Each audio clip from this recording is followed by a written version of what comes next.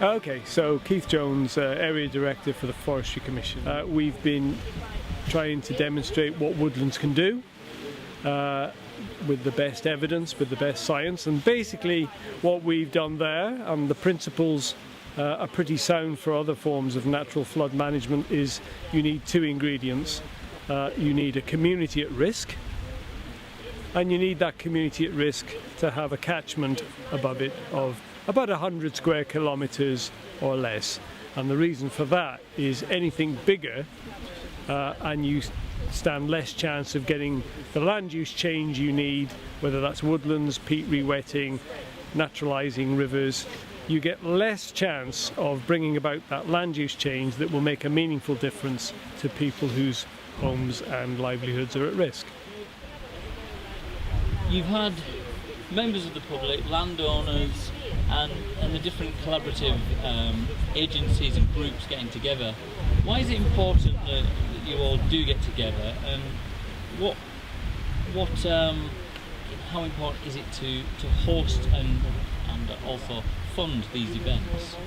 I think the crucial thing about dealing with flood risk, where there aren't nowadays unlimited amounts of money to put in hard defences, and certainly within Cumbria post the terrible storms of 2015, is that you need to examine all opportunities, from making people's homes more resilient, making their villages and towns more resilient, and then communities and their upstream landowners actually working together using the best science and the best evidence. And events like this, and there is no one event going to produce the single answer, events like this over time will build into the community an innate understanding of the need for an integrated solution.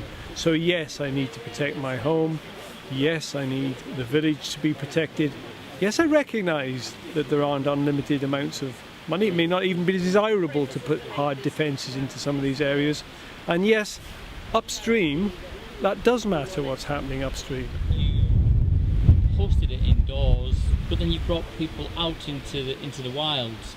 It's not a bit of a risk of the Lake District weather, and how do you think that that's been received today?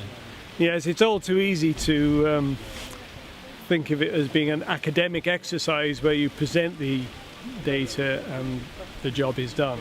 Bringing people out on site, especially in the wilds, especially today, although the weather's been quite kind, to give them a feel for what can be done. And we were lucky, we had a site of over 30 hectares that had been done earlier, to show people that woodlands can be acceptable, mixed woodlands, conifer woodlands, acceptable for productivity for timber, for biodiversity, and can provide flood risk mitigation. So it's seeing it and believing it, hearing about it, and actually feeling where that change can be made. I'm Tim Duckmanton. I'm from the Lake District National Park Authority, and I'm a strategy and partnership advisor. My role in that team there is to lead on the watery stuff for the organisation, so catch-up management, the flooding and so forth, and natural environment projects as well. So I came here today because I was invited by the EA in terms of that role, and also with regard to taking part in supporting the steering group in Staveley, which I'll be joining soon after getting to meet the guys from the Flood Action Group here today. So it's been a good opportunity to network with them and offer them a bit of help from our organisation as well with the things that they want to get involved with and do. Absolutely. Why are events like today important, and also how do we bring everybody together when there's so many different conflicting views sometimes? How do we do that? I think one, it's really good for sharing knowledge and helping demonstrate the evidence base to save natural flood management, which was the focus for today. I think in terms of managing those conflicts or different ideas, it provides just an open space for people to share those views, get challenged appropriately, and make challenges back, have an open and honest conversation. So everyone can get their concerns out in the open, people can talk them through. Hopefully by the end of the day everyone has some sort of shared understanding about what we can achieve in the catchment.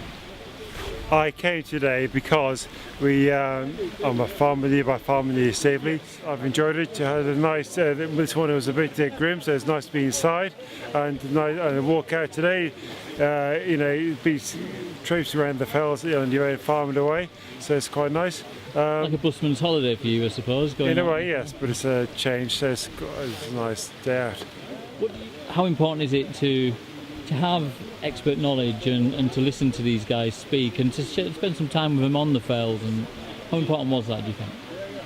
Yes, it is. An expert, knows more and more about less and less. You've got to be able to see the wood, not just the trees, and pun that, or a bad example rather. But yes, you've got to put everybody's perspective and take the whole viewpoint.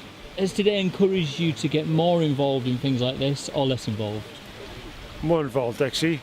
I'm Wendy and I live in Staveley, and I live on the banks of the River Gowan in a little tiny terraced house, but I just look out my window and like 10 yards from my window I see that river going up and down, and I've watched what's happened to it for 23 years. So getting access to experts, how important is that, and how much have you learned today from likes of our good friend here? Well, personally, I looked up him and the other speaker online, and a lot of what they were talking about today I've already read it through the papers that they've published over the last few years. But that's because I want to know and I'm interested. Generations, and they do know it all. Farmers do know it all, and it's there and it's in their blood. Yeah. But they're not seeing it in quite the same way. Different context. It's trying to connect everybody. Yeah.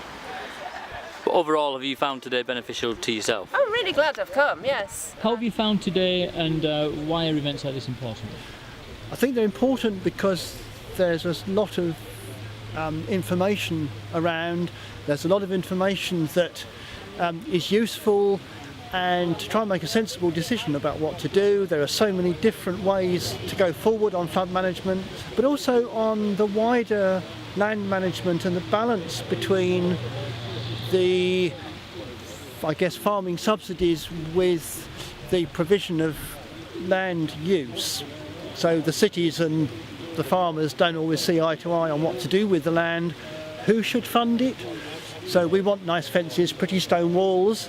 You can't ask the farmer to pay for that. It's all the same thing as flood management. Flood management is just a little bit of it, but Desmond has produced a big kick-start to get people talking, to possibly unlock funding, but it may bring people together. So Thank you. We'll look up.